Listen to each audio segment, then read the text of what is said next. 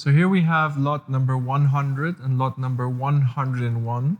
These are two important gold and indigo dyed hand scrolls, or MAKIMONO, featuring a depiction of the Lotus Sutra. So we have chapter 12 and chapter 28 of the Lotus Sutra. And these were actually commissioned in memory of the Shogun Tokugawa Ieyasu. So it was practiced during these times that to commemorate the death of the Shogun Tokugawa Ieyasu, and his mausoleum is actually located in the shrine in Nikko, very important shrine. And in regular intervals, they would present these types of Lotus Sutra scrolls, always decorated in this absolutely lavish gold and indigo blue to commemorate his death. We will date these around 1636 due to a very, very similar example in the British Library collection. When we look at the museum comparison, you can see the British Library collection, which are dated circa 1636, and they show the Lotus Sutra chapter number 8. So regarding the scroll in the British Library, it is very likely that these are from the same set as ours. But we also have various other comparisons. One of note being chapters 12 and 14 of the Lotus Sutra, also very similarly decorated. In this case, dated to circa 1667, and these are in the Metropolitan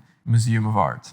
So we have gilt mounts with lotus. Furthermore, we have gilt roller ends, the jikozaki, pierced and carved. And in the middle, there is a rock crystal actually enclosed, which is another imperial symbol. And most importantly, we also have the Tokugawa emblems on each side. Furthermore, there's this little band here, which is also exactly the same as it is on the ones in the British Library. And so we have been in contact with the British Library, as well as the Tokugawa Memorial Museum in Nagoya. They have inspected the scroll on pictures, and while we cannot publish any of their results or their findings, as we have a commercial interest here, they have seen the scrolls and found that they are of excellent quality and consistent with the ones that are known. So for any potential purchaser, be it a museum, which I think is likely, or any private individual, I can tell you that being in contact with these institutions will be of utmost importance for you, and they will share all their research with you.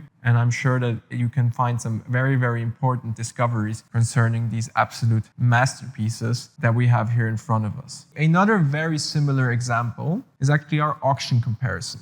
Again, this scroll shows the very, very similar mounts, or actually the identical mounts, with the gilt finials and also the same band that we can see here. This was actually at Vickers and Hode Auctioneers in Sydney. And interestingly, these were also from an Italian collection. And our provenance is an old Italian collection.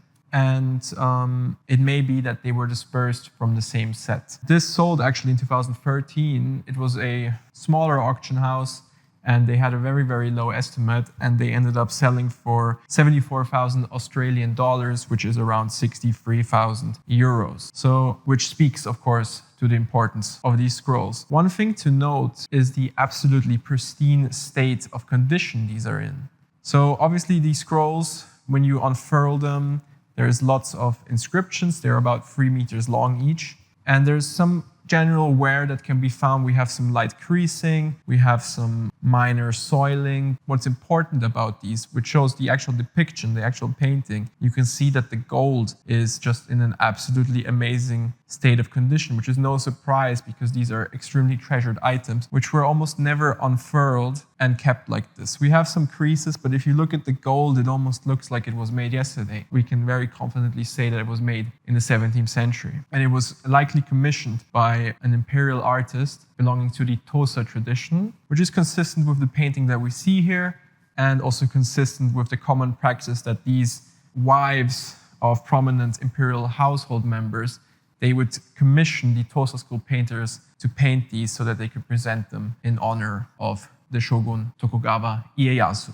Now, what do these scrolls actually depict? The first one we have here, this is chapter 12. And chapter 12 articulates one of its most radical teachings of the Lotus Sutra, the universal potential for Buddhahood.